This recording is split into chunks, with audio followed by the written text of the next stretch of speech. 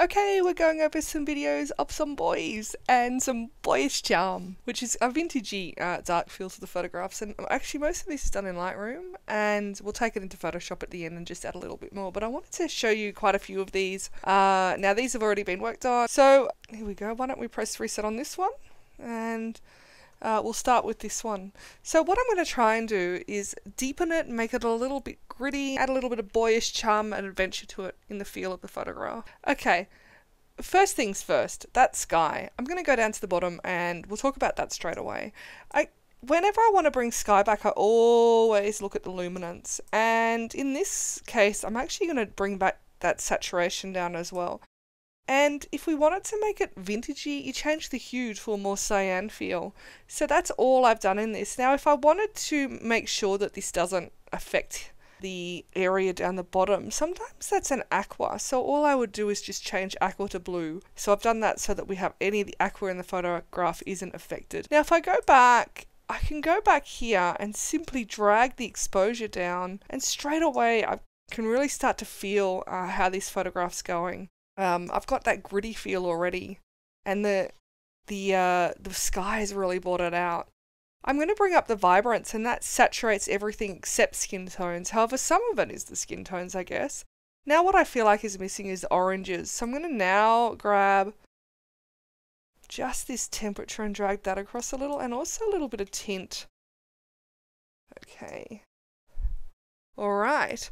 Let's go into the split toning. Now I actually am just doing this, eyeballing it I call it, and I'm just going to go in and add a little bit. What do I want? I think we might actually add in a little bit of green to the highlight. Again, just to bring about that almost cross-process look, I guess. And I'll just counterbalance that in the shadows though, by adding a little bit of warmth. Alright. So I actually quite like that. If I go down now to the shadows, I can actually down here add a little bit of magenta into the shadows. And that's me just trying to counterbalance that green. Now the blues, you can also make it a little bit more cyan through here as well. Okay, so -2 on the blues. Alright, highlight tone priority, absolutely. So I'm going to do my standard with this, and the feather. Okay, now we are actually missing some detail here, so I'm going to bring the highlights down so I can add in some more detail in the highlights. Do I want the whites up or down here? I think, let's have a look at down. I think that takes the contrast away, so I'm going to actually make the whites on the plus value. So I'm going to make that +26. Alright, so let's have a look. Now that I've just gone through and felt my way through this, all I've done is I've made the temperature 7,000, the tint 21. The highlights are -50, the whites are +26, and the vibrance is +33. Again, on the vibrance I've used that to keep the skin tones in. We talked about the blues and keeping the sky, bringing back detail of the sky, and adding split toning in, and of course then we've got down here the highlight tone priority.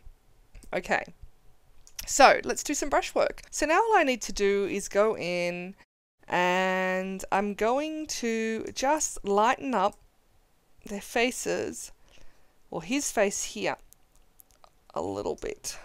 Okay. And I also want to decontrast his face a little.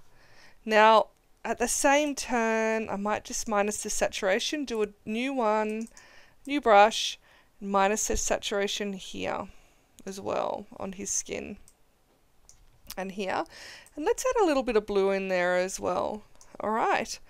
So, one thing I might do just quickly is a new brush, double click, raise the exposure, and just add in a little bit of an exposure dab here. That's just to lighten them up a little in the middle there. Now they are a little bit yellow there, so again I am just going to add in some blue and make that a small brush. Okay. Alright, so now with a whole shoot like this, I'm basically fairly happy with this colouring. And what I'll do is I've just gone in and selected some photos to sync. So these are a couple of different scenes from this shoot. So we've got the outdoor with the hill behind and the sky's blowing. We've got the silhouette, and then we've got some colour to work with as well. And what I'm going to do is just sync settings, and I'll sync everything except the local adjustments, because if I sync the local adjustments, then the brushes will go with it and it'll look terrible. And let's just see how this works. Now have a look at this one while the other ones are going through. Now obviously okay, and let's go back to the library. Now if we go back to the other ones, this one is simple enough. I just need to lighten it up and add some warmth in, and maybe just add a little bit of contrast. And I believe that the other ones are the same really. So once I start with a base like this, I can easily work on them. So this one, it's just gone too dark, so I need to lighten it up, and there we have it. Let's go back to this one and we'll take it into Photoshop and we'll go from there. So here we are in Photoshop, and I've opened up the original on the right that I actually worked on, just to give a fair idea of how much really was done in Lightroom. And you can really see that all I've done is given it a crop, and I could have done that in Lightroom really. I don't know why I didn't. And I've just evened them up a little. Okay, so I've given them a little bit of a crop. So I've given that a 5:7 ratio. And I believe from looking at it that all I've done is add in a little bit of green and a little bit of curves. Okay, now in the one on the right, I actually obviously cropped in a lot more. But just to give you an idea, I think I might have gone overboard on the green, so let's just take it back a little bit with magenta. Alright, one thing I do often do to add in a little bit more, just a little bit more of a vintage oomph, is I'd go into selective colour, which is the one down the bottom, and I'm going to go into the whites and drag the cyan across to taste. So as you can see, it's actually taking a little bit of the clouds. So I'm just drag that to -9, -2, +11, and on this occasion I'm actually going to drag this -48. Okay, so that's just brought out the clouds, which is great. However, if I now go into the blacks and I can add a little bit of warmth in there, or a little bit of green, and on this occasion I'm just going to add a little bit of green in. Okay, so let's just have a look at that. That's actually taken away that green, that red hue. I'm just going to go in and add a photo filter over the top and see if I can bring some of that back. Alright, so I'm adding a orange photo filter. Okay, a little bit of a curves, and I'm fairly happy with that. There we go. So basically I've just brought out the green in the photo. Maybe it's a little bit too much for you. If that's the case, just take back the selective color and take back the photo filter. So I'm going to bring that back just a touch on both of them, and there we have it. So while I'm here, I think that we should do a black and white. I think this is really offset quite nicely as a black and white. So what I'm looking for in this black and white is I want the blues to be very dark, the yellows to be very light, and that's really what I'm going to go after. So in order to do that, I'm actually going to use the black and white filter. Image, adjustments, black and white. Alt, Shift, Control B. I must remember that. And the reason I'm pulling this one up as opposed to another version of black and white is because I can control the areas of which I want to lighten and darken here.